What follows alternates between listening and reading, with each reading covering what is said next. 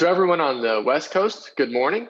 On the East Coast, good afternoon. And thank you all for joining us today for this webinar. Welcome to the American Heart Association Scientific Sessions Weekend. Normally, we're all at the conference together, having dinner and talking all things heart disease and health policy. But this is as good as it's going to get for 2020. And that's just fine because we're safe and healthy. My name is Ryan Googe, and I'm the Executive Director of the Partnership to Advance Cardiovascular Health, known as PACH for short. PACH is a nonprofit stakeholder coalition dedicated to cardiovascular health and innovation. We work to galvanize the patient and provider communities around public policies that increase access to patient-centered care for cardiovascular patients.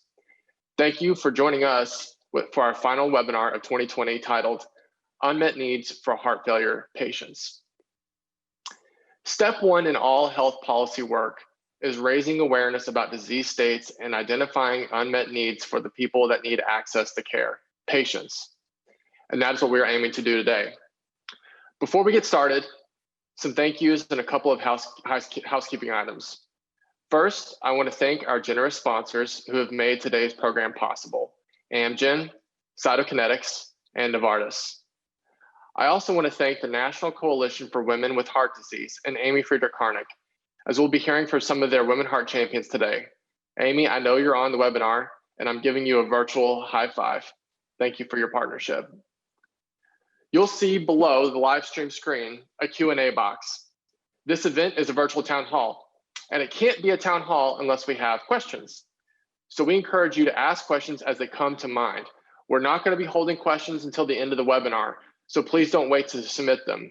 Our team will be working through them as they are submitted, and we will ask them to our panelists during their conversations with us.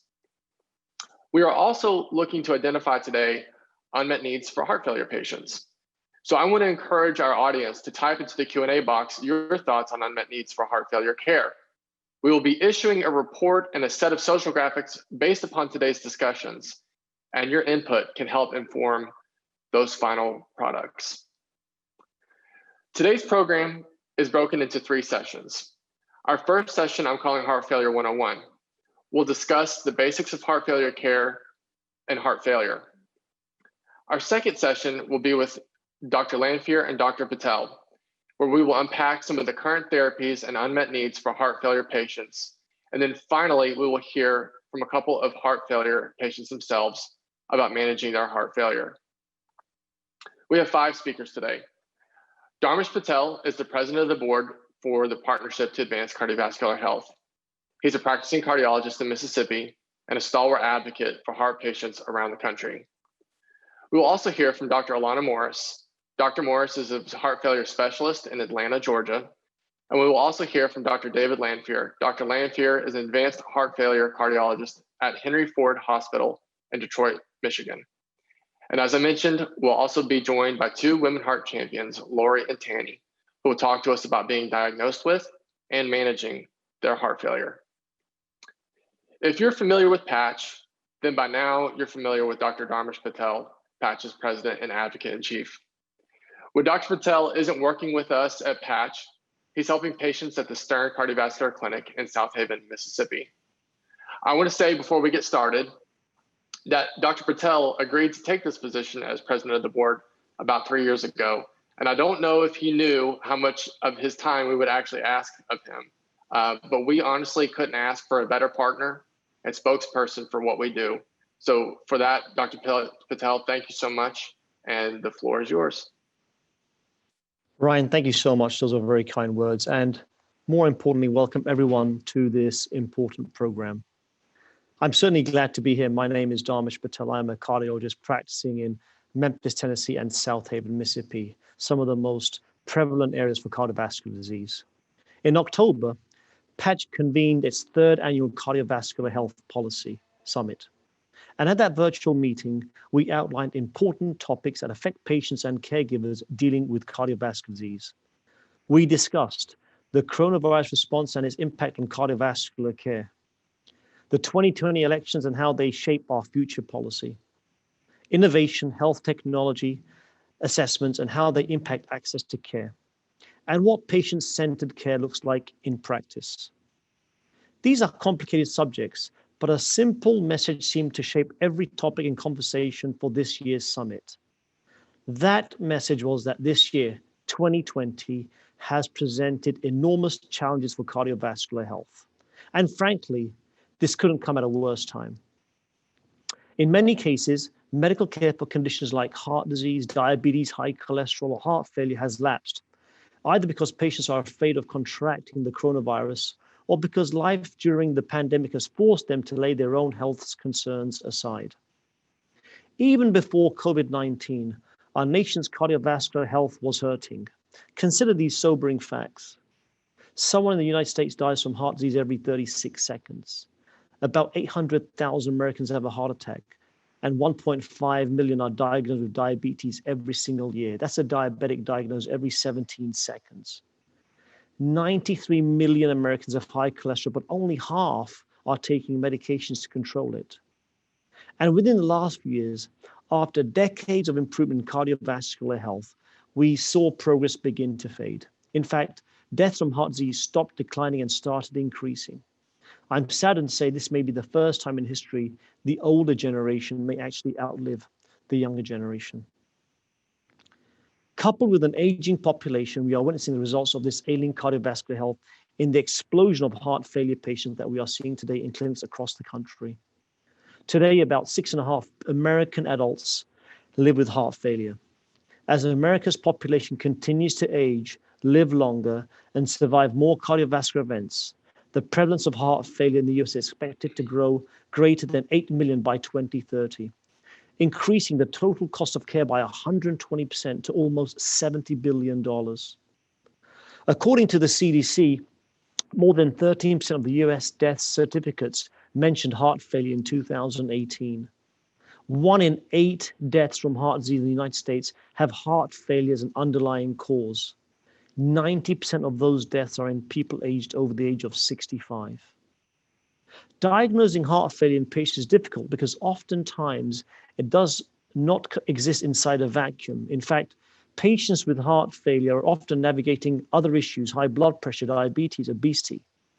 This means that they are on a lot of medications requiring a lot of visits. This means they're expensive to treat. Policymakers will pay attention to heart failure's impact on Medicare's bottom line. This is because Medicare beneficiaries have heart failure, have a hospitalization rate that is 4 times higher than the overall Medicare population. I also believe that there is a gap in public knowledge about heart failure actually is, its consequences, and how to prevent it. And this presents unique challenges in getting ahead of the coming wave of patients we are going to see. Today, we have invited a number of clinicians and patients to explore the unmet needs of heart failure patients. And I look forward to hearing and participating in this discussion because the future of heart failure will affect not only the patients and caregivers managing it, it will affect the entire healthcare system in meaningful ways. So with that, I'd like to give it over to Ryan and welcome you once again to this exciting heart failure symposium. Thank you, Dr. Patel. And to get us started on our discussion today, I want to introduce our first speaker, Dr. Alanna Morris. But frankly, based upon the number of events I see her featured on these days, I don't know if you really need an introduction, Dr. Morris. Dr. Morris spends her clinical time as the Director of Heart Failure Services at the Atlanta VA Medical Center and as faculty for Emory Center for Heart Failure Therapy and Transplantation. She's also deeply involved in heart failure research. So Dr. Morris, thank you so much for joining us today. Thank you, Ryan. Thank you for having me. So Dr. Morris, our audience today is pretty broad. And what we're trying to do is to give a general understanding of heart failure for those who may not be familiar with it, and then tease out the unmet needs for heart failure patients and start sketching out how policy can help meet those needs. I'm not a doctor. I'm a policy guy. And I have to be honest with you, doing my research for this webinar, I quickly began to realize how complicated heart failure is. So I want to do some level setting here for everyone because I think it's really important. So to our audience, if you're not really familiar with heart failure, take out your pencils. We're going to have the ABCs of heart failure, and the doctor is in to get your questions answered. So Dr. Morris, let's start with the basics. What are the, yeah, go ahead. Go ahead. Well, no, you ask me and let me respond. Okay, all right. So what are the common forms of heart failure? What are the symptoms, the respective symptoms, and which is the more common form of heart failure that you see? Sure. And actually, before I answer that, let me take a step back, because to answer that question, I think it's important to get us all on the same page. You know, the basic job of the heart is to pump blood out to the body, because blood delivers oxygen. And so we need oxygen in order for our muscles, our brain, our vital organs to perform their basic necessities, their basic jobs. And so if for whatever reason the heart is unable to pump blood to meet the metabolic demands of the body, that is heart failure. And there are really two types of heart failure for the most part that we recognize. When the heart muscle becomes weak and is unable to pump the heart or pump the blood efficiently, we call that systolic heart failure. There are other patients who have a heart muscle that looks like it's pumping well when we do certain types of diagnostic tests, but it's stiff, maybe it doesn't relax well. And those patients have the same types of symptoms of patients who have a weak heart muscle. And that type of heart failure is called diastolic heart failure, or heart failure with preserved ejection fraction. So a lot of terms, and I don't necessarily want to get way down into the weeds because I don't want to confuse people, but we have heart failure with reduced ejection fraction, where the heart muscle is typically weak and the ejection fraction is low. The amount of blood that the heart is circulating to the body is not enough.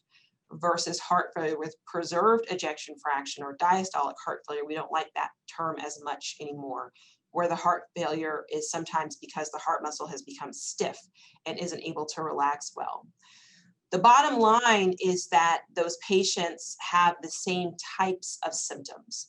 They often can't breathe well when they try to do basic activities like walking across a room, going to the grocery store, walking uphill. Sometimes patients even have those types of symptoms at rest. They feel short of breath when they lay down, try to go to sleep. They start coughing.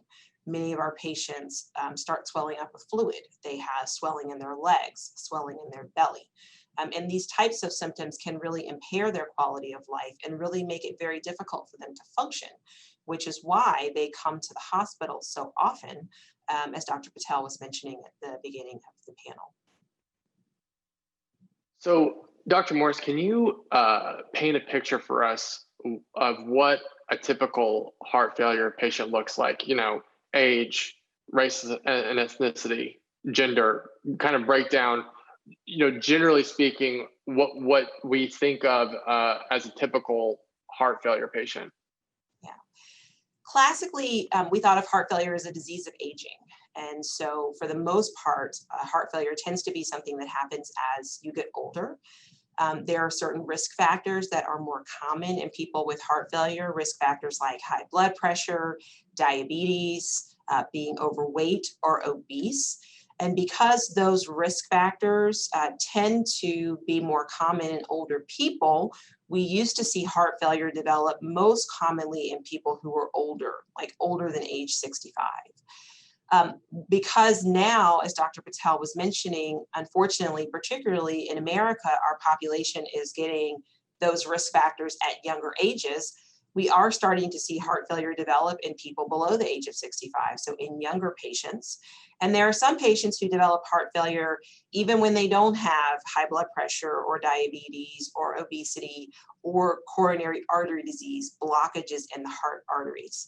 So we do often see heart failure develop even when people don't have those traditional cardiovascular risk factors. Sometimes heart failure develops in families from genetic causes. We know that heart failure is more common in African Americans for a variety of reasons, often because high blood pressure is often more common and more difficult to treat in African Americans. I mentioned a certain kind of heart failure with preserved ejection fraction. that type of heart failure is more common in women and can be more difficult to treat. And Dr. Morris, what does an uncommon heart failure patient look like? And I ask that because I think that we're going to hear from one at least later on. But what are some of the more uncommon, genetic forms of heart failure or other kind of atypical things that you see in heart failure patients? Sure. So there are, again, some diagnoses that we have to really think hard. So as I mentioned, most of the heart failure that we see is caused by common things, again, high blood pressure, diabetes, obesity. But there are some diagnoses that can cause heart failure that we have to search for sometimes when patients aren't responding to medicines typically, and or have certain things that make us have to think outside of the box. For example, amyloidosis is a diagnosis that we're starting to think about more and more because there are now treatments for the first time in a long time. Amyloidosis is a relatively uncommon cause of heart failure as compared to some of the other causes where a protein deposits in the heart muscle for a variety of reasons. However, now that we have new medical therapies for that diagnosis, we want to make sure that we don't miss it. Ryan, you asked specifically about genetic causes of heart failure. These are actually probably more common than we once thought they were. When we take family histories from patients, we sometimes find that mothers, uncles, fathers, aunts and uncles all had heart failure.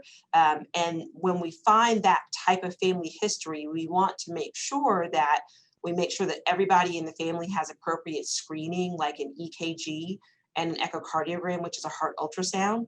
And in some cases, it's appropriate to do genetic testing to try to see if there's a mutation that may run in the family that's actually causing the heart failure. And again, that's something that we can offer in an advanced heart failure clinic.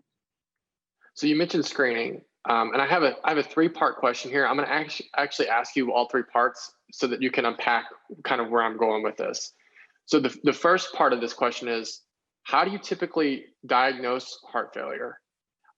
Second part of this question is, do you find that most patients have an event of some sort and are then diagnosed with heart failure, or do you think that we do a good job of screening patients early? And then the third part of this question, which is kind of the takeaway, I guess, is based on part two, what do you think that tells us about our healthcare system? So I would say to the first part of your question, we typically diagnose heart failure based on symptoms. Again, most people are diagnosed because they are having shortness of breath that is getting worse. And they typically come to their doctor, their nurse practitioner, or another clinician complaining of shortness of breath that won't go away.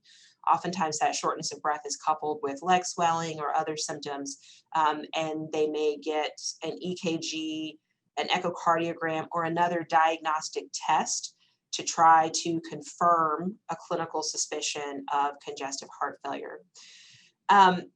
Sometimes that is coupled with an event, perhaps a heart attack or a hospitalization where someone comes in and they're so short of breath that they require advanced therapies like medicines through the IV to get them feeling better.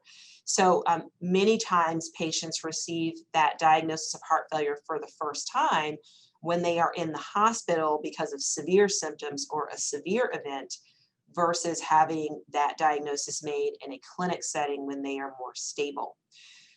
You sort of asked specifically what that says about our healthcare system. It's interesting that you ask that, particularly because we're at the start of the American Heart Association scientific sessions today. Many years ago, the American Heart Association got together with the American College of Cardiology and really asked us as healthcare providers to think upstream to try to prevent heart failure. So as clinicians, we really should be thinking about everyone being at risk for developing heart failure before they have a catastrophic event or before they even have symptoms. So when someone is in our office and they have high blood pressure, diabetes, obesity, they smoke cigarettes, those patients technically are at risk for developing heart failure. They're technically what we call stage A. And those patients many years from now could develop heart failure. And really we want to intensify their medical therapy at that time before they ever develop shortness of breath, before they ever show up in a clinic with symptoms, certainly before they ever show up in an emergency room or a hospital with swelling or a heart attack or frank symptoms of congestive heart failure. So if our healthcare system were doing its job, we should be preventing congestive heart failure. But at this time, I think we're not doing a good enough job of prevention. So this might, you might have almost answered my next question for you, and that is, do you think that heart failure is understood well by either heart patients or the general public? What do you think? I would say the answer is no. And I would say that maybe part of that is because who is getting heart failure and why they're getting heart failure is changing with time.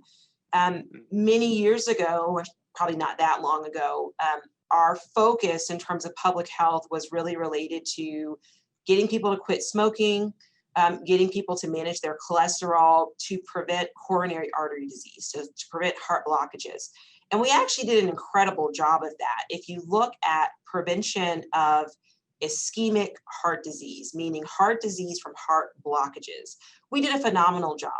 And the number of people who are coming in with heart attacks, big heart attacks, has really come down dramatically over the past couple of decades. What has been happening, though, during that same time frame is that as a population, we have been getting more overweight, more obese. We have been becoming more sedentary. We're not exercising as much.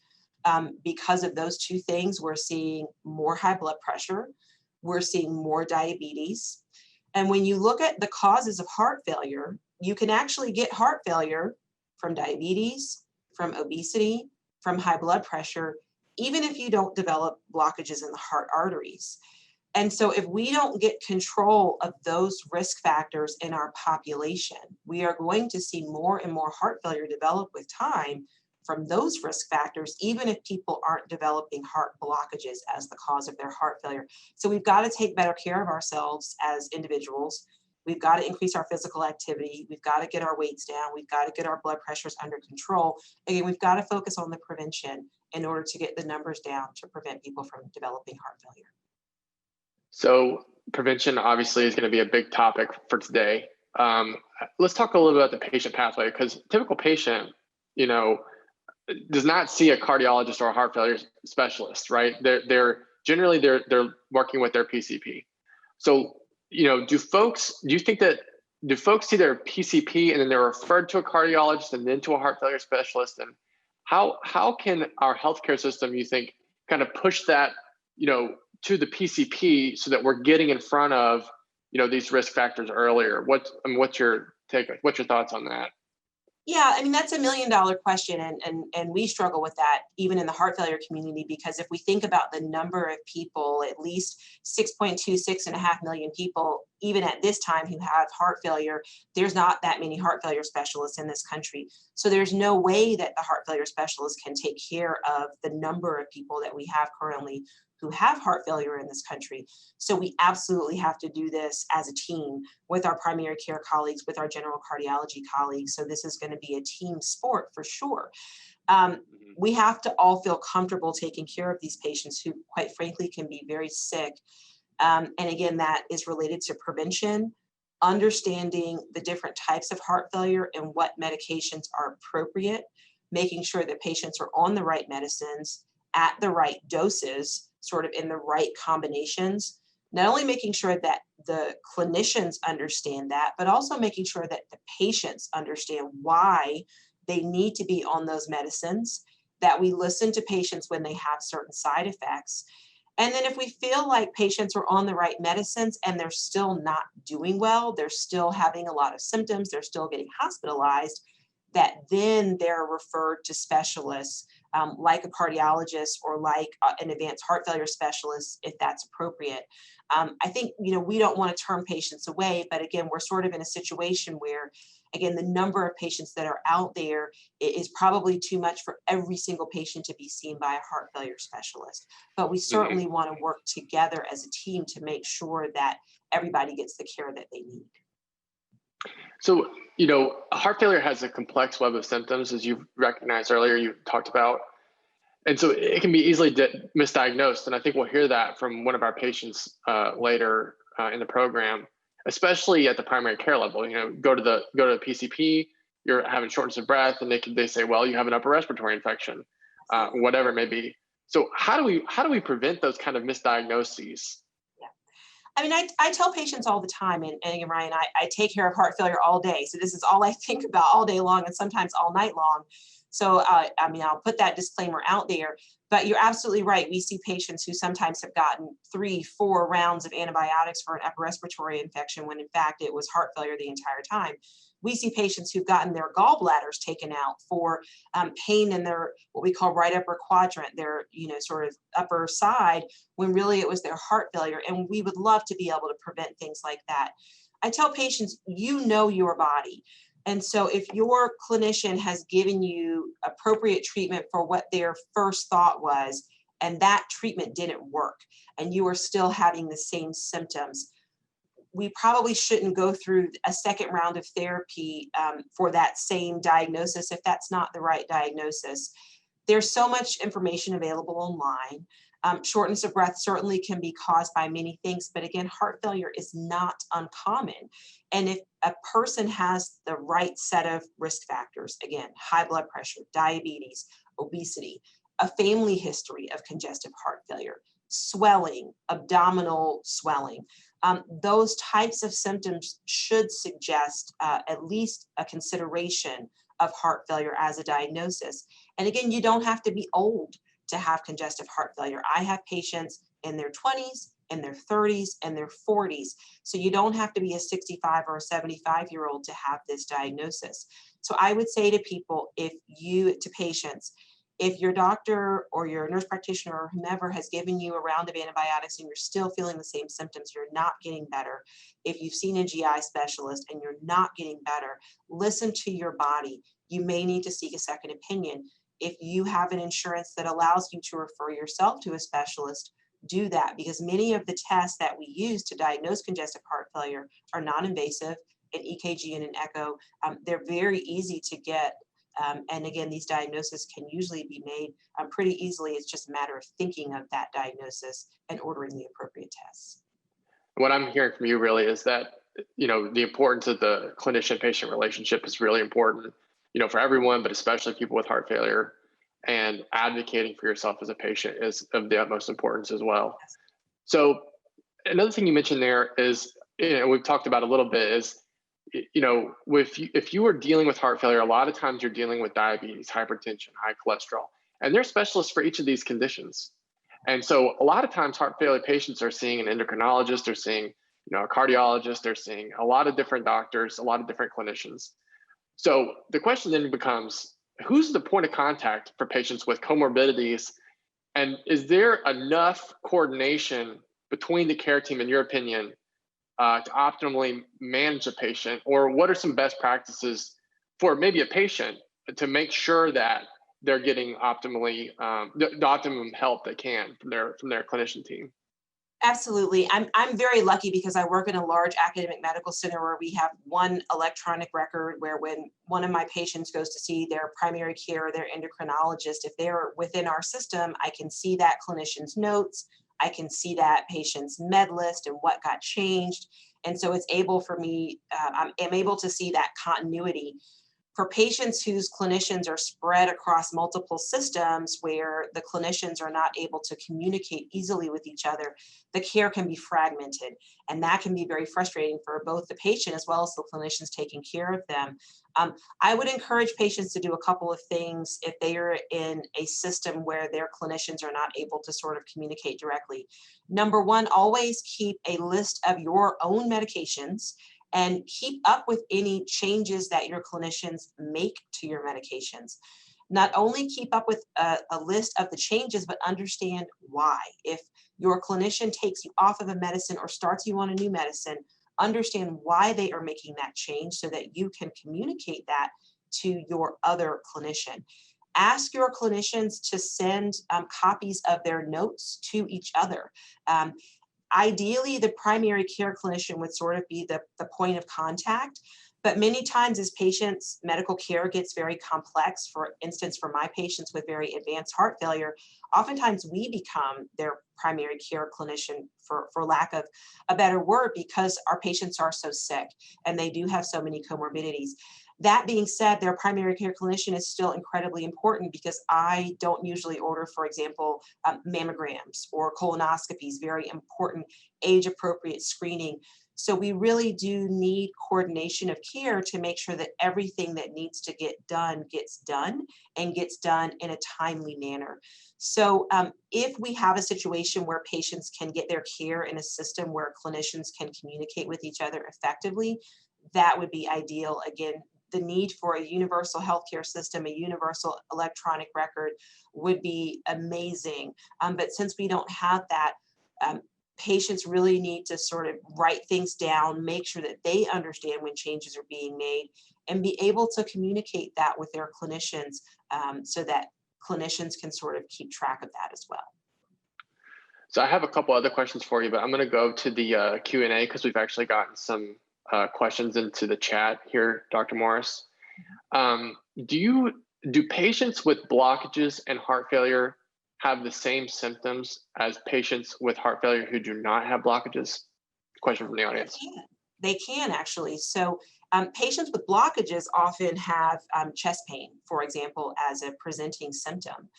But we often say that patients who have diabetes, who are at very high risk for getting blockages, may not have chest pain, because diabetes sort of changes the way that your nerves work. Patients with diabetes tend to get what's called neuropathy. So many of our patients with diabetes don't always get classic chest pain. Many of our female patients also don't get classic chest pain, even when they don't have diabetes. You know, when I was in medical school, there was sort of a picture of a man holding his arm over his chest, complaining of chest pain. But we know that many of our female patients, they don't get that type of chest pain when they have blockages. Sometimes they present with more nausea or indigestion, which is the reason why we think that women tend to get sent away from the emergency room sometimes when they show up with a heart attack, because their symptoms are more atypical. And so, yes, sometimes people with heart failure from blockages in the heart arteries can have chest pain, but sometimes they don't. And again, some people tend to have shortness of breath as their primary presentation of their congestive heart failure. But I also have patients who mostly get swelling in their legs. I have some patients who mostly get swelling in their belly and sort of lose their appetite, or get a cough at night, sort of a nagging cough that just won't go away. Part of understanding congestive heart failure is understanding what your symptoms are, and then working with your clinician to understand what your symptoms are.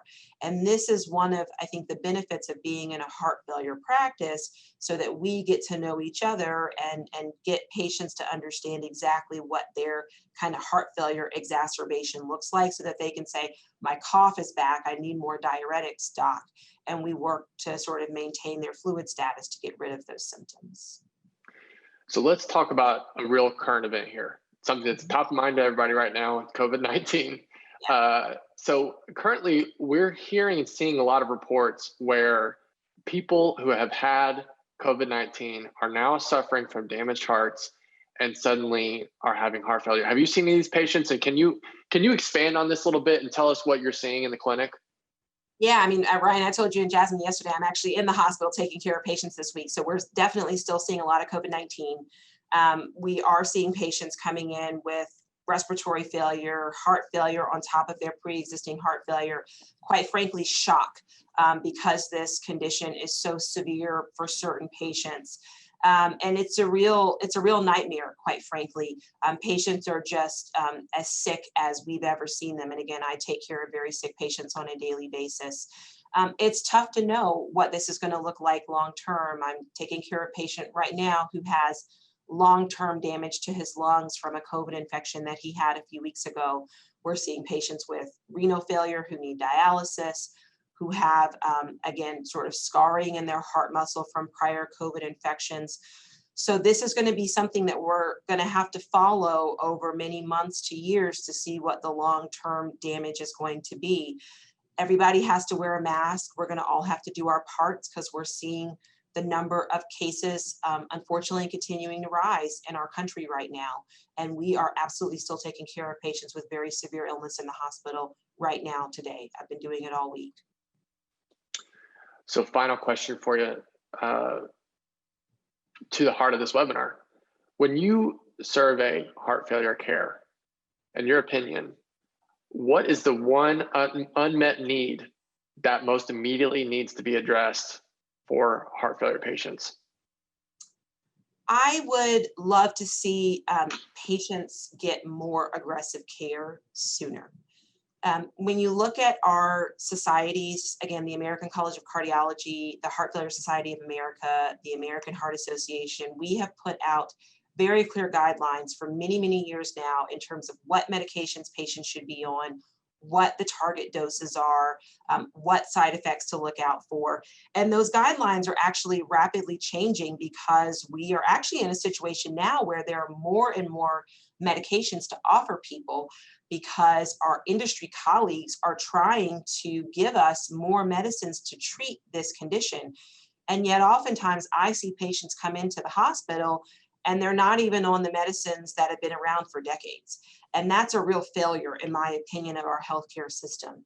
So what I would love to see is, at the very minimum, for all of the patients who have this diagnosis to be on at least the 3 or 4 medicines that we know work, and for them to be on those medicines at the right doses. And then at that point, if they're still having symptoms, for those patients to be referred to a cardiologist in the outpatient setting to say, why is that patient still not feeling good? Even though I have them on all of the things that the guidelines tell me they should be on. I would love to see that happen at a minimum. And unfortunately, that's still not happening for many more patients than I would like to see that be the case. Brilliant. Dr. Morris, I cannot thank you enough. You're amazing. Thank you so much for breaking this down for us. It's been fantastic. Please be safe, be well in Atlanta. And thank you again. We'll see you soon. Thank you. Take care. Okay, so I kind of considered that discussion to be heart failure 101. So we're going to shift gears and have heart failure 201 now. We're going to bring in Dr. Patel again, and I'd like to also introduce Dr. David Lanfear. Dr. Lanfear is an advanced heart failure specialist and also specializes in transplant. He's also very involved in research on heart failure. He's in Detroit, Michigan at Henry Ford Hospital. Dr. Lanfear, thanks so much for joining us today. And Dr. Patel, good to see you again. Hello. So I know that there's some data that was just released from Galactic HF study that Dr. Lanfear, you were a part of. That was a big announcement for the AHA scientific sessions. There's always something that's released at AHA, and we'll get into that in a minute. But Dr. Lanfear, I want to start with you on another question first, if you don't mind. Sure. We've talked a little about how complicated heart failure patients are to treat. And the best way I, as someone who's not a doctor, can relay this question is based on my understanding of cholesterol management, for instance. So for cholesterol, the lipid guidelines order different agents based upon LDL and risk factors. Can you, at a high level, and this is difficult, I apologize for giving you a really hard question right out of the gate, but at a high level, can you explain, based on the stages and risk of heart failure, what the current treatments are for heart failure? Yeah, so that's a good question. I think I'm gonna try. I guess I'll try to make it a little simpler than the actual stages and classes, because there's 4 stages and 4 classes, and you could get down to nitty gritty on it. But basically, there's conditions that we know lead to heart failure, like coronary disease, having heart attacks, high blood pressure, valve problems, diabetes, things like that, where you don't necessarily have heart failure, but you are at higher risk, or it can cause heart failure. So I'd say one class of patients is those, and the goals of care there are to control those diseases, control the blood pressure, mitigate the coronary disease so that you don't go on to heart failure, or you don't have as much damage done to the heart. And then amongst heart failure patients, I'm going to tighten my speech here to just reduced ejection fraction, meaning when the heart doesn't squeeze good enough. Those patients, once you have symptomatic heart failure, there's a series of medicines that you should be treated with. I think you alluded to some of that in your last discussion. And the cornerstones are beta blockers, some kind of renin-angiotensin axis blockade, which is a variety of ways to do that, and then mineralocorticoid antagonists. And that's kind of the mainstay therapy for almost everybody. In heart failure, we don't really have kind of a biomarker, a test to target that we treat to like cholesterol. So it's a little different in that if you have the diagnosis and categorization, you tend to get treated with most, or you should be considered for many of the medicines. And those three classes I just laid out are kind of the base therapy for almost everybody. And then now there's additional therapies that have come on over the last several years. There's some that which are very recent, and who needs to get those and which patients, which times. That's where it gets a little more complex, and usually certainly a cardiologist or a heart failure specialist, in fact, might be involved in choosing which of those additional therapies you get. Yeah, I hear you really reiterating some things that Dr. Morris brought up about, the clinician-patient relationship, and how that's really important, aggressively treating the condition early. All those things are really necessary. Let's, Dr. Lanfear, let's discuss the data that was just released, big exciting release today of the Galactic study here at the American Heart Association meeting. Can you just give us, though, the kind of abstract and results version of the study? What mechanism did the medicine operate? What were you looking for in this study? What are the key takeaways, that kind of thing? Yeah, that's a great question too. I'll try not to go too long, but there was a really interesting, very good presentation by my friend and colleague, Dr. Tierlink, for the Galactic HF study. And basically, it was a large randomized trial, about 8,000 patients, utilizing a new agent called omecamtiv mecarbil. And the interesting thing is that this agent actually affects how well the heart muscle works, and actually causes the heart muscle to squeeze more, slightly improving ejection fraction, slightly increasing cardiac output, working at the muscle level, actually. And really, there's none of the other medications that we use act like this. And so it's really kind of the first medicine in a long time that has really kind of targeted the muscle squeezing, which is kind of the main problem, or the key initial insult in heart failure with reduced ejection fraction.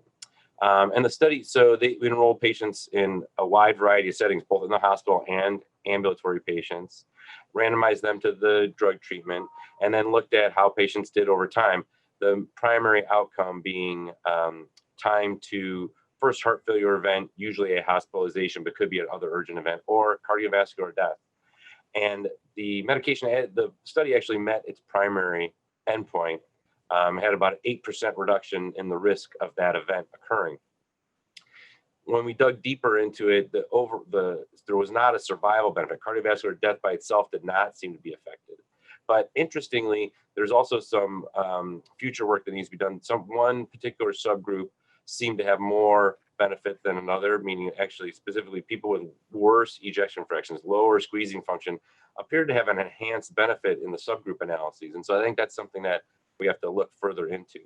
So it'll be interesting to see where this medication can be used. Basically, it can improve or reduce the risk of hospitalization or first bad event in patients with HFrEF, heart failure and reduced ejection fraction. But I think we may end up learning more about which particular subtypes of patients can benefit most. There was a trend towards improved quality of life, health status. So I think it's interesting. We're going to have several agents kind of on this that are now available, becoming kind of new, that we physicians have to get to know, that can be added on top of existing therapy. And it's going to be, I think, about tailoring treatments to the right patient, which patient needs which treatments. So we have a new arrow in the quiver. That's great. So I want to ask you this question about when you answer, remind us again the difference between preserved and reduced ejection fraction heart failure with. So just if you don't mind, so the therapies that we've discussed at this point are indicated for heart failure with reduced ejection fraction. What are some of the current studies being conducted for treatment for HFpEF or preserved ejection fraction? ejection fraction remains one of the toughest nuts to crack in medicine. And so this is if you have clinical heart failure, meaning you have signs and symptoms, and it's due to, we feel it's due to inadequate cardiac performance. The heart's not working good enough, but the ejection fraction, how much the heart squeezes down with each beat, is still in the normal range. We call that HFpEF.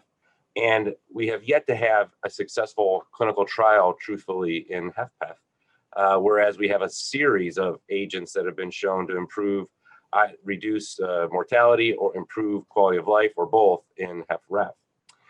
There are ongoing studies in PEF. I can't give you an exhaustive list, but there's a couple that I'm particularly interested in. One is they're both in agents that are proven to be effective in HFrEF, but then testing whether they can be effective in PEF.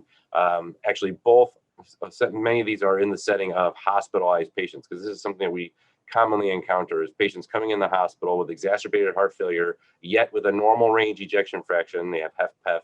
And what can we do for them besides only diuretics and controlling their volume? And I'm hopeful that some of these agents will help. One in particular is sacubitril valsartan, which is now a cornerstone therapy for HFrEF.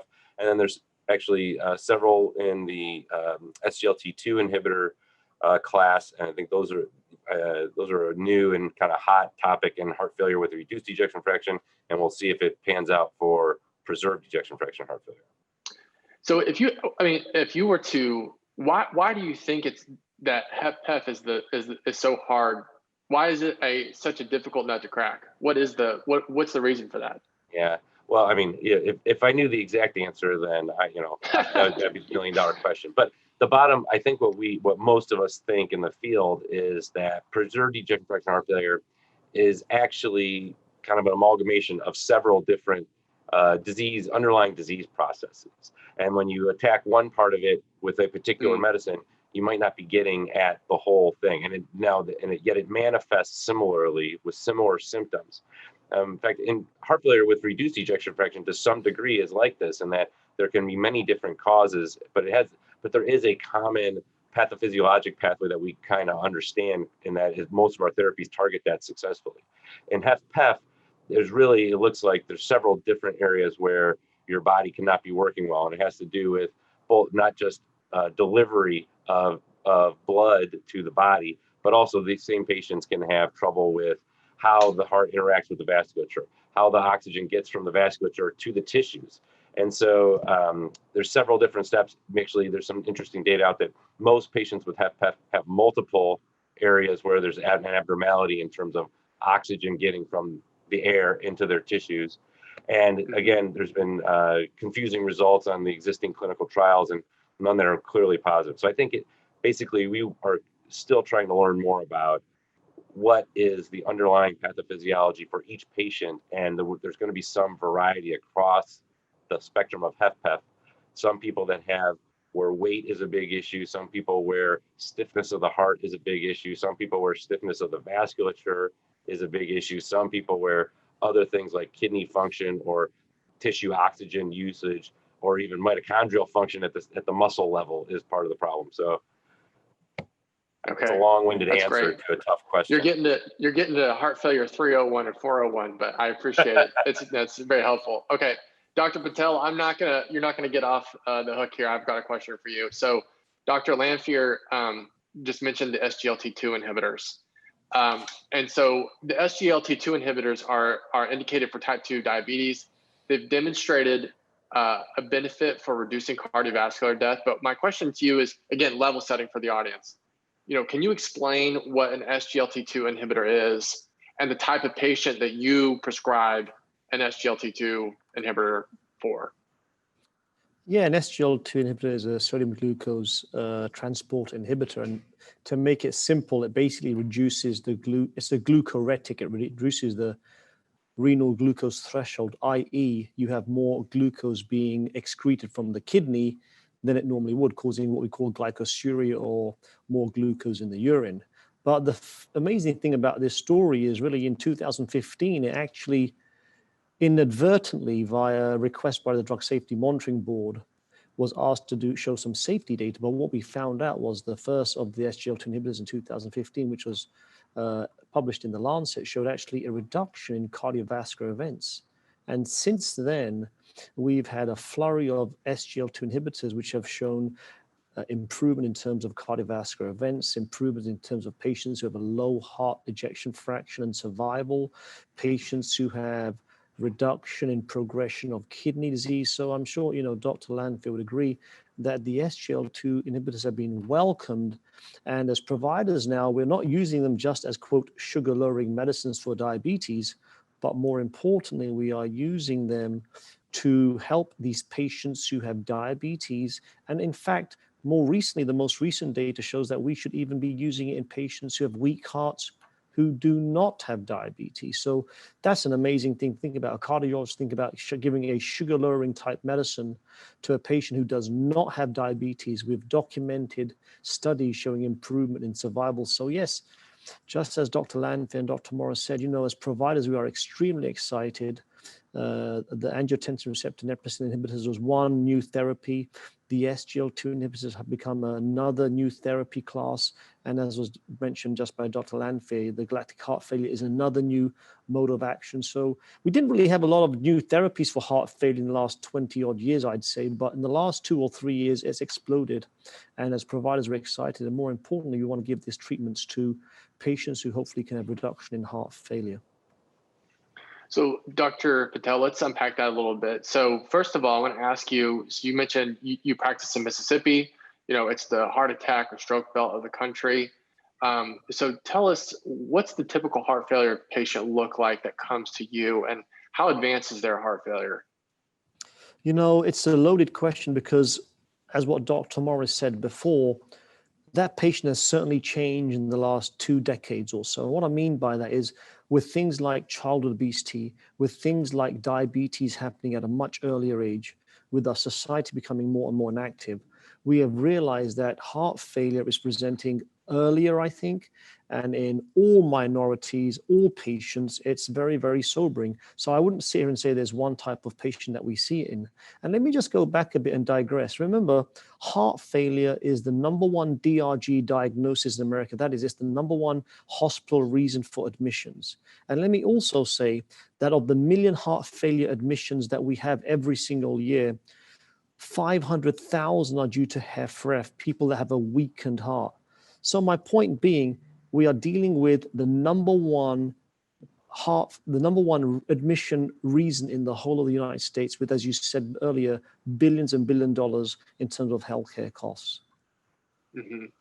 So I've got a question here in the chat that I want to put to Dr. Lanfear, and then Dr. Patel, I want you to comment on it as well. And as we've mentioned, we've got, Dr. Patel, as you just said, have not had a lot of new therapies in the last 20 years or so. We're starting to see more come online. And Dr. Morris was talking about the fact that these innovative therapies, people are not being treated to guidelines. So Dr. Lanfear, do you agree with that? Do you think that the current heart failure guidelines are not being used as much as they should in clinical practice? And I know there's even a broader debate here about living guidelines, and as innovation moves faster, should we update guidelines quicker? Can you unpack that a little bit for us on that kind of debate? Sure, actually, but first thing I want to pile on to what Dr. Patel was saying, because I think it is really important, and like it's kind of a trick question, like you asked, how advanced is the heart failure? Like, I'm an advanced heart failure specialist, and I take care of patients that need, perhaps transplants or artificial hearts. But all heart failure is really bad, and this is something that flies under the radar, and we don't have a good public awareness.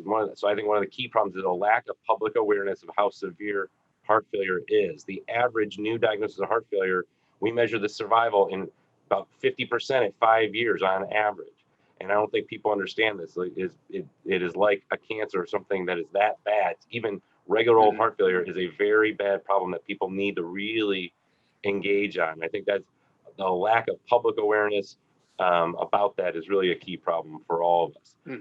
Regarding the medications, I don't have to say I think they're not being used. It's very clear from multiple data sources, cohort studies, health services data, clinical trials, quality improvement efforts, that Dr. Morris is right. We don't get a large majority of our patients to target doses on all the right medicines.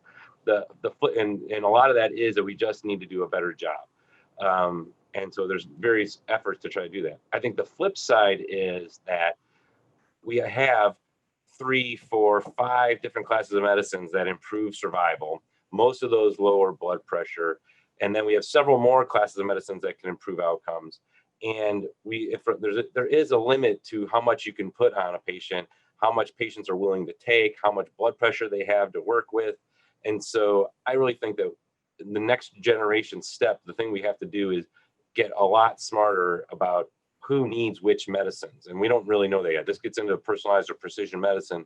And it's an area that I'm interested in, but I think that eventually we're going to reach a limit of where we can put everybody on every agent, which is that is the current guideline, is to put everybody eligible basically on every agent. That being said, I think that SGLT2 inhibitors will be kind of the next broadly used class of agents because they seem to have a broad benefit across a wide variety of heart failure. Like, the data right now is in more usual, typical, not severe end-stage heart failure, but diabetes, no diabetes, and this is, again, low ejection fraction. So there's 2 randomized clinical trials basically showing improved outcomes in all comers, regardless of diabetes. So this is really now not a diabetes treatment anymore. It's a heart failure treatment. And I don't treat diabetes, and I started prescribing these agents for my patients. So Dr. Patel, guidelines, you want to add anything to that? Yeah, I think sometimes the guidelines lag the science. I think we've known that from even in my personal experience when the angiotensin receptor neprilysin inhibitors came out. I think the data was pretty strong, but it always seems that the guidelines, and it's not a wrong thing, I'm just commenting that sometimes the guidelines do lag the science. Remember, another point is that, as Dr. Lanfear was saying, 80% of patients who have heart failure are not being usually treated by a cardiologist. They're being treated by their primary care doctor. So again, there is this treatment gap in terms of the cardiologist like myself or someone who has more advanced failure that Dr. Lanfear would see, or Dr. Morris. We are not seeing these patients, and there can be a variety of reasons for that. And another thing is, when you talk about awareness to patients, we didn't mention a few others that I think is very important to comment on when you talk about heart failure. Remember, other causes of heart failure that we don't discuss is, alcohol. Alcohol, I think, has become a very important point with COVID and depression and other mental disorders. I think the fact that sleep apnea has been commented, the people who are obese who essentially suffocate during their sleep, who increase the risk of heart failure. And then we didn't talk about people who are, for example, on chemotherapy, or people who get pregnant, unfortunately, go into postpartum heart failure. These are other patients that need to be considered. And in Mississippi, you talked about it, Ryan. We know from the AHA guidelines, what kind of patient do I see? Well, we know essentially that 70% of the patients who have reduced heart failure basically are usually Afro-American males. And the ones that have preserved heart function are classically females who are Caucasian. And that's 59% of the patients of that type. So yeah, the patients I'm seeing are classically Afro-American patients who are male, who have low ejection fractions. And Dr. Lanfear brought up, precision medicine and making sure the right patients are getting the right medicine for them. And this has been a theme throughout this webinar, patient-centered care, having a good relationship with your doctor. Dr. Patel, I was hoping you'd comment a little bit shed some light on what you see as access barriers for patients when you're trying to get them on a therapy that's best for them. As Dr. Lanfear alluded to, we've discussed CAD and diabetes. That's someone that probably needs about 6 to 7 medicines. Let's add on, you have heart disease, diabetes, and low ejection fraction. Now we could be talking potentially about 8 to 12 medicines. I think our biggest barriers have been, of course, education is one, and that's a broad subject. And the other one, of course, is access for patients' medicines. In our hospital, in our institute, we have been trying to give them 30-day samples of these medicines, but thereafter it becomes a very big issue about what to do next.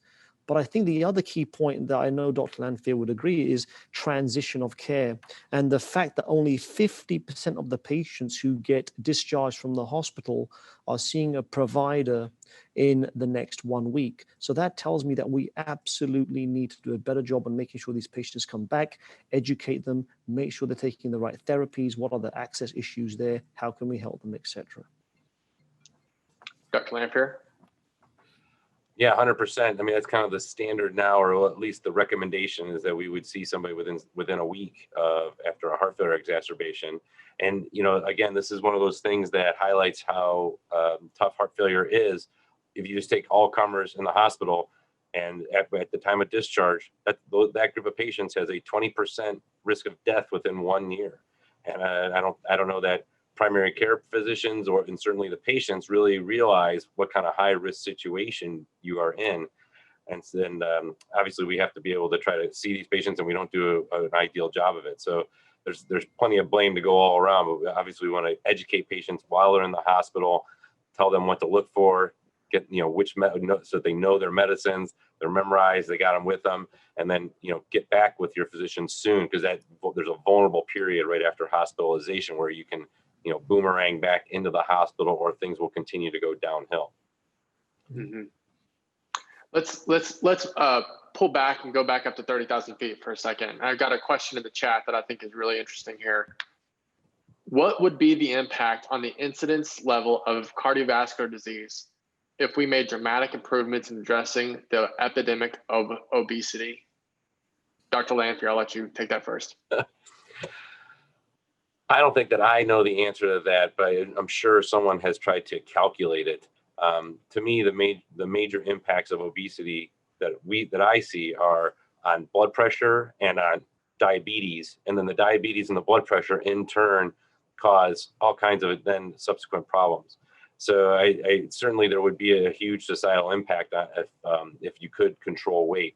But I think weight control is one thing, is I guess one way to put it, but it might be more helpful to think about healthy diet and exercise. So kind of the AHA's put out, there's the simple 7, but some of those things, just eating better and avoiding salt and routine exercise can really go a long way, not only to curb obesity, but to have a healthy lifestyle overall. Dr. Patel?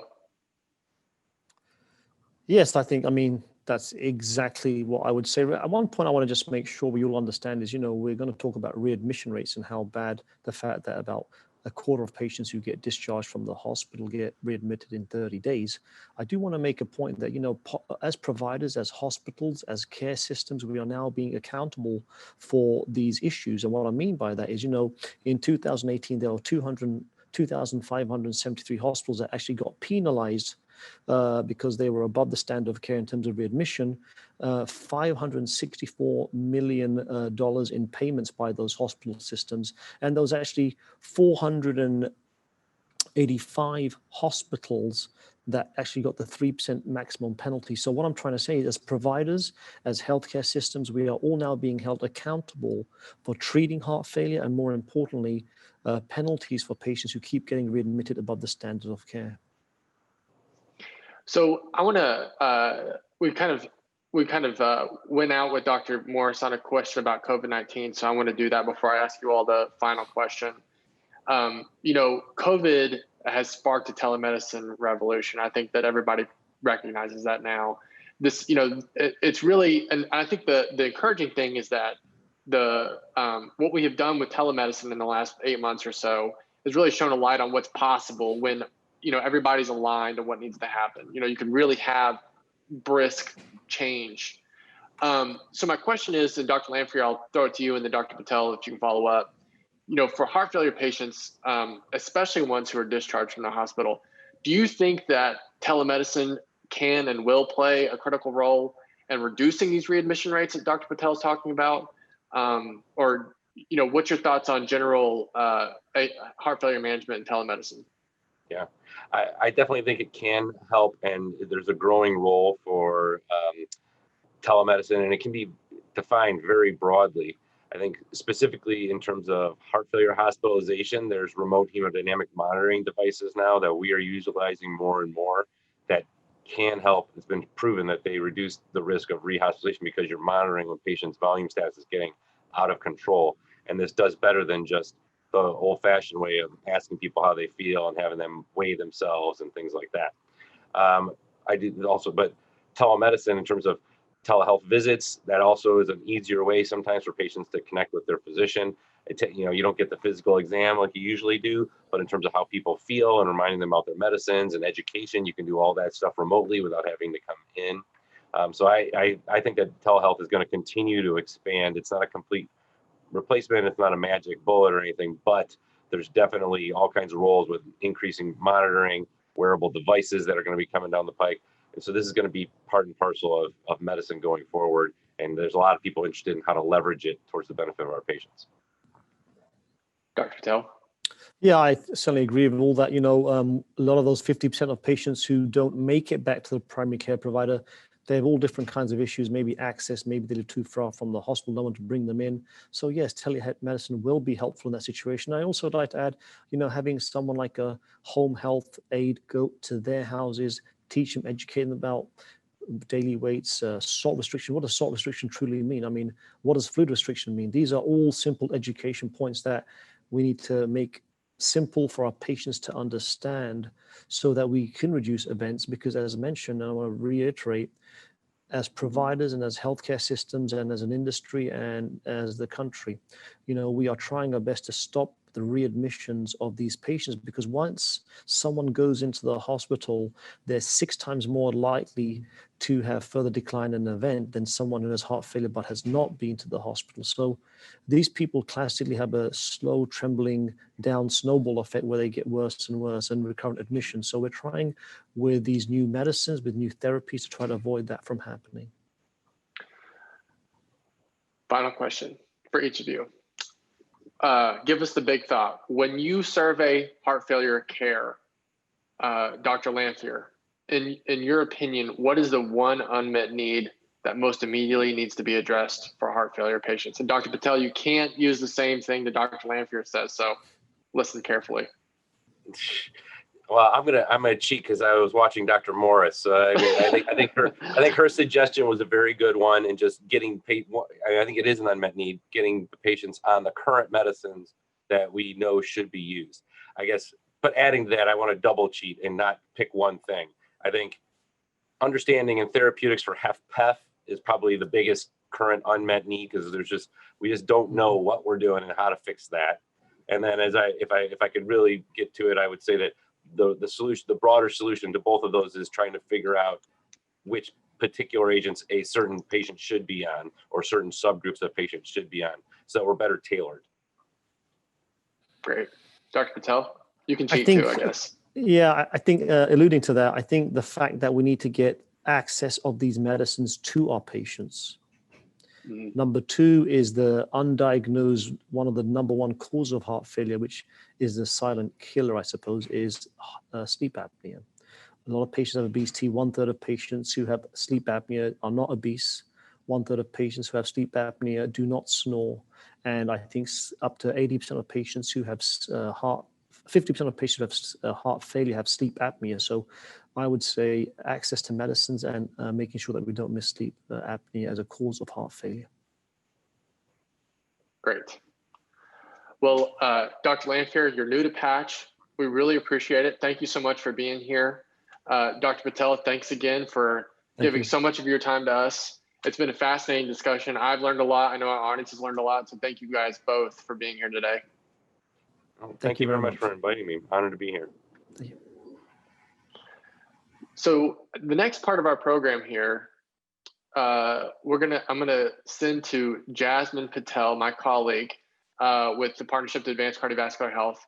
And Jasmine is going to talk with us, with some patients today, about how they were diagnosed with heart failure, and also are managing their heart failure as well. So Jasmine? Thanks, Ryan. I want to say all 3 speakers did an exceptional job talking about heart failure from their perspectives as experts. It's also important to include the patient voices, because they inform conversations about the diagnosis, treatment, and management of diseases. They too are experts in their own journey. And too often in health policy or public health discussions, we knowingly or unknowingly exclude real patient testimonies to inform the way we think about these critical issues. And at PACH, we often say that we should use data where we have it, but put the patient's story front and center, because it brings life into the data and it makes it relatable to people. We work hard to consciously lift patient voices in conversations about policy and access. And when we write and produce all of our content, we have patients at top of mind. So to that end, I'm excited to welcome our final panelists, Tannie Coward and Lori Wood, to talk with us about their diagnosis and the challenges of living with heart failure. Tannie and Lori are women heart champions. They've been trained to share their stories effectively to audiences like ours, to other women living with heart disease, and especially to policymakers. Tannie and Lori, a very warm welcome to you both from Texas and Arkansas. Thank you so much for being with us. So generally, when we think of someone with heart failure, we have a mental image of an individual who's over the age of 65, as we heard earlier in the webinar.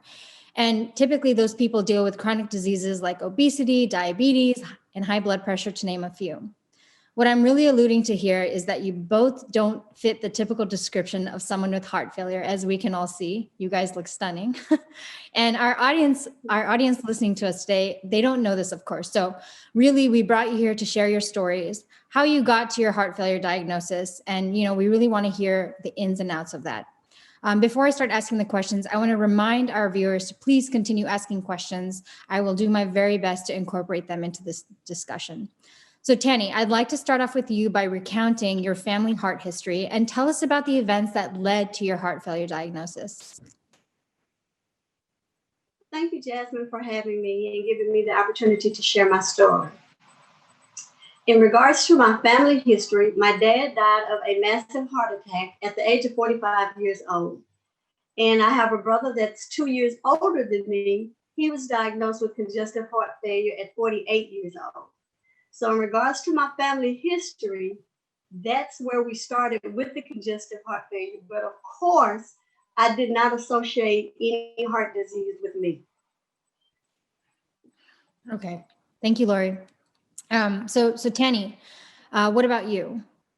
I'm sorry, Lori, please go ahead.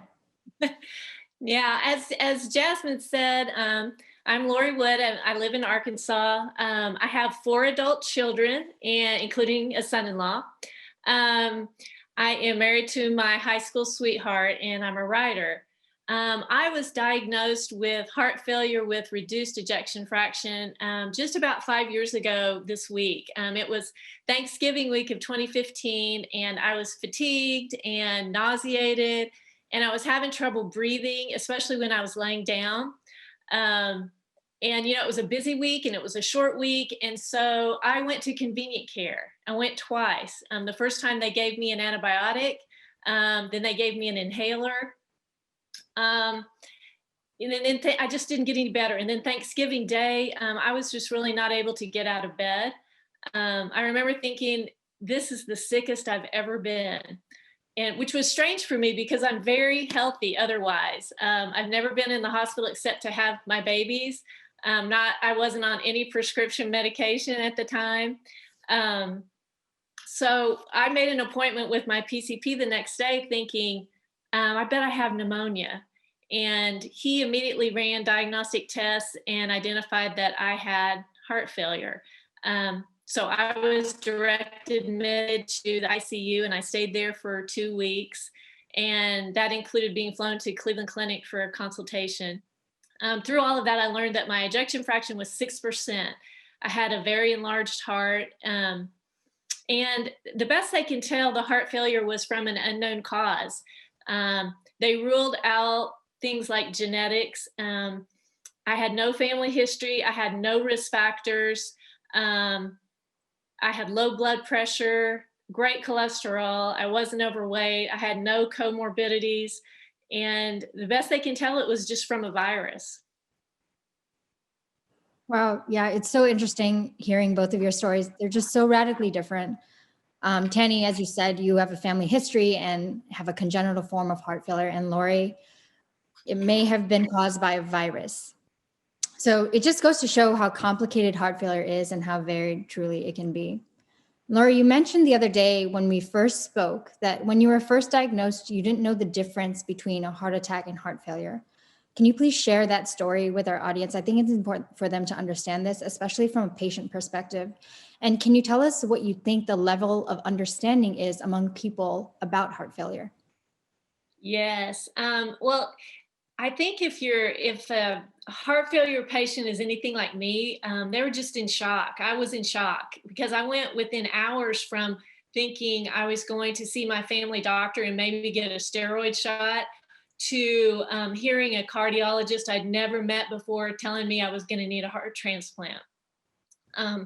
When I was in the hospital, I had defibrillator pads stuck to me. I had a crash cart next to my bed. I felt like I'd been airdropped in the middle of someone else's life. And I didn't even know what shortness of breath really was. And I certainly didn't know the difference between a heart attack and heart failure. And I can even remember being angry at my husband because he used the term heart disease to describe what was happening to me while I was in the hospital. And I was ashamed, honestly, because I took pride in being very healthy. So I don't think that is unusual because my friends and family, they had no idea what this thing was or, how do we deal with it or what it really means. And unfortunately, I think that lack of understanding causes us to miss our own symptoms sometimes and miss our loved ones' symptoms. And really too often it causes the medical profession to miss this diagnosis, especially in women. Wow. So Tannie, heart failure has a tremendous burden on the society as well. And so I think it's important for people to understand how disruptive it can be for an individual person. So talk to us about your employment and how difficult it was for you to retire after your initial heart failure event. Sure. Initially, when I first got diagnosed with congestive heart failure, it was a surprise to me. I didn't know what was going on. Like she said, I was out of breath. Went to the doctor. Once I did get the diagnosis, that same day that the doctor gave me my diagnosis, I was getting ready to be discharged from the hospital. He asked me, what did I do for a living? And I told him that I was a court service officer. And what I did was I worked directly with the courts with people that are recently released from prison and or jail. And upon telling him that, he thought about it and he said, I just don't think that's the right environment that you should continue to work in just because we don't want you to get an infection in your heart. And so my question to him was, that's my livelihood. What am I supposed to do? And his suggestion to me was that I should consider retiring. Thank God I had been in the department for 33 years. So I did have enough time to retire. So the day that I was released from the hospital was the day that I went into the hospital was the last day that I actually worked my job. So I've actually been diagnosed with congestive heart failure for 5 years. And I've been retired for exactly 5 years. And mentally, I just didn't have time to prepare for it. It was like a life-changing experience for me, all within less than 30 days. How are you keeping yourself busy now? I know it must be hard to, to stop working in a job that you loved doing for all those years. Well, to be honest with you, for the first couple of years, it was really, really hard for me because I am a busy bee. And I also had a business as a wedding and event planner. And I actually had to close my business down because of the congestive heart failure. Because again, I could not move around like I wanted to. I was out of breath. I couldn't lift things anymore. So this was a big life-changing experience for me. But can I back up? Because I would be remiss if I did not say that I have a wonderful support system with my husband, and I have 3 adult children, and I don't think I could have actually gotten to this point mentally or physically without their support. And I want to make sure that I put that out there. Family support is very, very helpful. Absolutely. Thank you. So let's switch subjects a little bit. Earlier, Ryan was talking to all of the experts about team-based and coordinated care and how important it is when we're dealing with heart failure management. Especially communication between the treating clinicians is key. And Lori, you, for example, you have 2 cardiologists. So do you feel responsible for making sure they're in sync with each other? Do you think that they communicate enough with each other and in a very effective way? What's your thoughts here? Yes.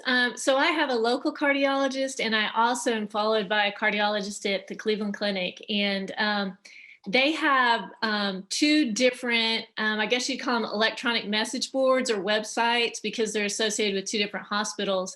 And a lot of times it's difficult to coordinate that communication. For example, if I have a test at the Cleveland Clinic, for my local cardiologist to have access to that. There is a way, it's built in with both websites for them to be able to communicate. I've just not been able to get them on board to do that. So often I find myself carrying paper copies between visits with the Cleveland Clinic and my local cardiologist. Okay. So what do you do when you're feeling like your symptoms are flaring up? Who's the person you go and talk to? Well, I will say that although they have a difficult time communicating with each other, they're very receptive to communicating with me on those websites. And I have a very good response. So if I have an issue or a problem, I'm able to just send an email or a message to them, and they get right back with me. So that's one way I do it. I've also been given permission by my doctors to regulate, especially the diuretics that I take, if I feel like I'm retaining fluid. And, you know, that's something that after you've had heart failure for a while, you understand that distinct chest heaviness that you have. You get very familiar with it. And I am able to adjust my diuretics on my own. But then I think another really important resource is your pharmacist, because I use the same pharmacist. She recognizes me. She knows what my conditions are. And she's a great resource because she's highly available. She understands the medications I'm taking. She can get emergency medications for me, travel medications if I need it. And she can even call my doctor sometimes and get a hold of my doctor when maybe I can't. So that's another good person to have on your side when you're trying to manage heart failure. Yeah, I have to agree with you, especially about what you were saying when it comes to the role of pharmacist. My mother's a pharmacist, and she tells me all the time that she feels obligated and responsible to continue communicating with her patients' doctors. And oftentimes she tends to give recommendations on adjustments and changes to the medication. So thanks for saying that. And Tannie, can you relate to Lori's experience? How do you feel like your care team is coordinating with each other? My care team does coordinate with one another. I actually, at the same time, I had two doctors as well. And because of my insurance, I had to switch to a different care facility. But the cardiologist that diagnosed me, he and I established a relationship. And because of that relationship, he took a special interest in my case, or at least I like to feel like he took a special interest in my case. So even though I had switched to a different healthcare group, my original cardiologist still monitors my case, and he would actually look at my information. And I don't know why, but I just feel so comfortable with him. So even with the group that I'm in now, anytime that they tell me to do something, I make sure that they check with my original cardiologist to make sure that they have all the information and that he says it's okay for them to give me the medicines that they give me, to switch the medicine.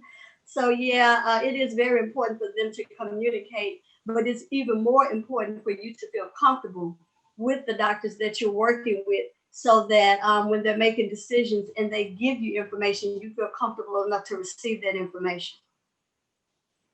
And so when you also are feeling differently, do you adjust your medications? And, you know, if so, do you always make an effort to communicate that back to your doctor?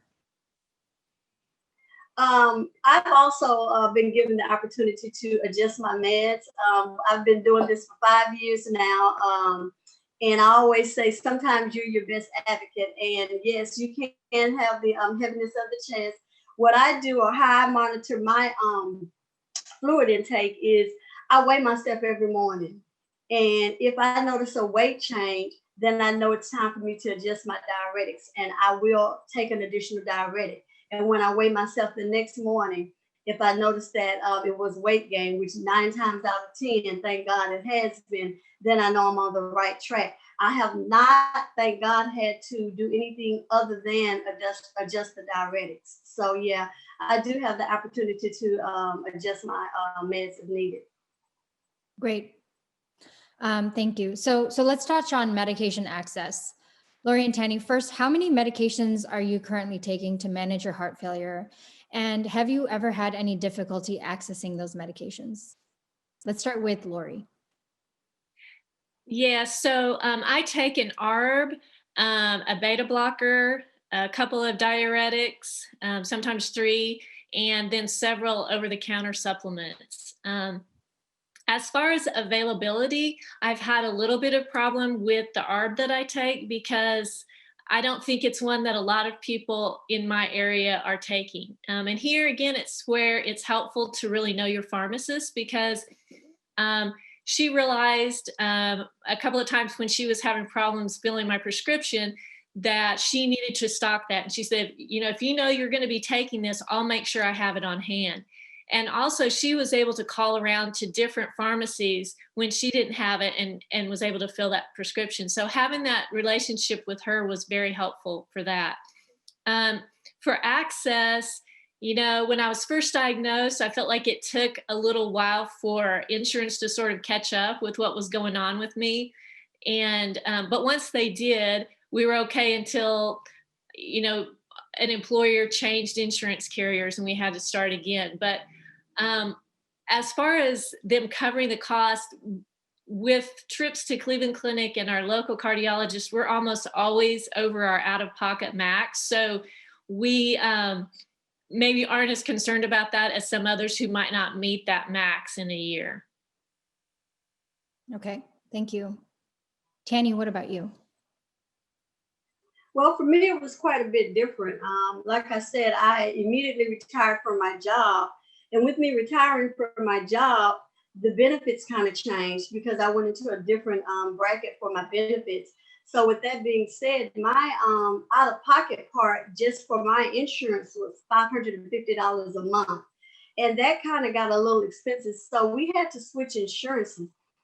And once I switched my insurance to a lower tier insurance, I got on the bubble. And when I say I got on the bubble, that meant I was actually making too much money. Well, let me back up and say the meds that I take is Entresto, I take spironolactone, and then I take metoprolol. And the Entresto is the one that's pretty expensive. And once I started taking that med, like I said, it put me on the bubble with my insurance, and I couldn't afford it. But I was making too much money to get any type of assistance through those companies. So with that being said, I was kind of like in the middle. So I went without my meds for that particular med for a while until I started doing some research and realized that once I got in with my disability, that my disability insurance would pay a portion of it, which actually allowed me to start taking the meds. Mm-hmm. Okay. And I'm curious, when you both started on this journey, when you were diagnosed, did you feel like there was enough good resources out there? As someone who is your own best advocate, as you were saying, do you think that you truly understood heart failure when you were just doing your own research? For me, when I'm sorry. Go ahead, Lori. I'm sorry, Tannie. When I was released from the hospital, they actually gave me a folder. And this, 5 years ago, they gave me this folder, and a big part of that folder, I remember at the end of it, was a section on end of life care instructions. And, I still had children at home, and I was just very scared. And so I do what I always do to try to comfort and empower myself. Is I went from being in the hospital to sitting at my computer and searching on the internet. And what I found was just a lot of really old and outdated information. There was some reputable sources, but they weren't very current. And I think that was just research catching up with the reporting. But I didn't know about organizations like Women Heart and other support groups. And so I feel like the resources are out there, but maybe they're not known well enough especially for new heart failure patients. Mm-hmm. Anything to add, Tannie? Yes, the same. When I first got diagnosed, of course, I went to the internet. I did a little research, and most of the research that's out on the internet pertains to men with heart disease, and women heart disease is the #1 killer for women. And I would like to see more information out there for women with heart disease. Most of the studies that I did read didn't actually line up to what I was going through, because a lot of them stated that they were male dominated research studies. So it was hard for me to find information. And the main thing that I was looking for was a support group for someone like me, a woman that was going through heart failure. It did take me a while. I'm so glad that I did find the Women Heart Support Group, because that actually made a world of difference for me, because the information that they're able to provide with our support groups, and then we have actual forums where we can go on and look at forums, and we also actually have speakers that come in and talk to our different support groups, and that's actually what's been keeping me going through this heart failure journey, is the support sisters that we have. Yeah. So I want to quickly bring in an audience question here, and you kind of alluded to this, Tannie. What are some good ideas for education for women about heart failure and heart attack? So if there's like 1 or 2 resources you could think of, a video of something or an infographic, what do you think would be the most impactful? I would say 2 things.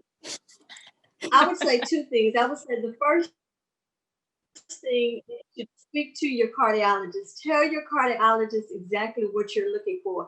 They're the best resource that you can find. And then the second thing, don't really look on the internet too much, because a lot of that stuff on the internet will scare you to death. You know, it may not actually apply to you in your situation. And find a local support group of like-minded people that are going through the same thing that you're going through. Mm-hmm. Lori, anything to add? I would say too, especially during COVID, when we're not able to get out and some of us are at high risk, there's a lot of good resources online with the Women Heart website. They actually had a campaign that had to do with heart failure recently that has several short videos. And so just visiting their website, there'll be a huge amount of information available remotely right now. Great. Thank you. So final question, last minute. The COVID-19 pandemic, it's obviously interrupted care significantly, especially for people who need to be continually medically managed. And we've obviously seen greater access to telemedicine services covered by both private insurers and Medicare and Medicaid. So have either of you utilized telemedicine in the last 8 months? And if you did, what did you think about the experience? So quickly, Tannie, I'll start with you. Yes, I do have my appointments via telemed. I'm so glad I do, because I would have been scared to death to go into the hospital with COVID. And I love it. I wish I could do all of my appointments via telemed. It's very fast, and he was very thorough. I really appreciated it. That's great to hear. Lori? Yes, I think, I don't know if this would fall under the category of telehealth, but I really think it's been good. And I think it's been maybe one of the bonuses from COVID, if there is a bonus, is that those message boards and those messages that you send to your doctor seem to be looked at closer and quicker. And I feel like I'm getting a closer, response time from when I send it in. Personally, I haven't had a telehealth visit because I've kind of taken a recent downturn and I had to be there in person for several different appointments, but I have taken advantage of just sending messages, and I've noticed that it's been very well attended and very well received and responded to very quickly. Yeah, it's amazing what modern technology can do for us, especially when it's implemented into practice. So, on that note, I want to thank you both for joining us. We're all so glad you're well, and we hope to continue staying in touch with you. And I also want to say a special thank you to Women Heart for connecting you both with us. Thank you very much. Thank you. Thank you. So Ryan, final thoughts here. We titled this webinar, The Unmet Needs of Heart Failure Patients. So what are some unmet needs you heard today? There's so much to digest from this webinar, Jasmine. I mean, as we went into it saying, it's complicated now, and I do think that we uncovered a lot, but there's still a lot more to uncover. I think that the fashionable topic right now is definitely telemedicine and the need for access to telemedicine services. I know that the Centers for Medicare and Medicaid Services are extending access to telemedicine, and I think that in the next Congress, there's going to be a lot of debate on that. But that's the first one. What's your major takeaway? Well, I'm speaking from a public health lens here. So I think just education at all levels is critically important, and really creating tools and tailoring unique messages to key groups, patients, primary care providers, and then especially, of course, the general public. Obviously, what we've learned here is that heart failure is a complicated disease. And I know a lot of our own PACH members and collaborators are focusing their attention more on heart failure because it is a major issue in cardiovascular disease. And I think it will only continue to get worse with our growing and aging population. And so really, we need more public facing and easy to understand resources out there, especially just understanding the basics of how the heart functions. I think it will empower patients more. And really, the term can be scary because you hear the word failure, but there is a big difference between heart attack and heart failure. Heart failure is not a death sentence, but as Dr. Lanfear said, it is very serious and all people should be aware of it. They should know how it's diagnosed, how it can be prevented, and obviously how it can be optimally managed. So, and just, I want to tail end on this. General health literacy, I think, is so important for our population. And when it comes to chronic disease management, improving health literacy will have a huge impact on its prevention and management. Couldn't agree more. Lots for us to do and our partners to do, no question. I would say the last thing before we let everyone go is, I think, access is obviously an important issue. We heard this both from Tannie and Lori. You have lots of medications, lots of opportunities for patients to be switched off medications. You've got, health insurance issues of, being, in Tannie's case, having to leave work. There's out-of-pocket maximums. It gets to our point, honestly, Jasmine, that you can have this innovation, and we're clearly seeing that in this space, but if people can't access it, it doesn't do anyone any good. And so it's important to protect that access to patients clearly too. So I'm sure we'll talk about that in the future as well. Yeah. So Jasmine, thank you so much. With that, on the behalf of PACH, I'd like to thank everyone for joining us today. I need to mention just real quickly that PACH is a membership organization, and you can become a member if you're interested in public policy and how that affects heart disease. We would be honored to have your perspective in our coalition if you're interested in those things. What we've learned today, thanks to our speakers, will inform some resources that we're going to put together after the webinar. We'll be putting together a report, and we'll be putting together some social graphics that we'll be sharing on social media. And we really appreciate you attending today's webinar. Until next time, please stay safe, stay healthy, and we look forward to seeing you all, hopefully in person sooner than later. Take care.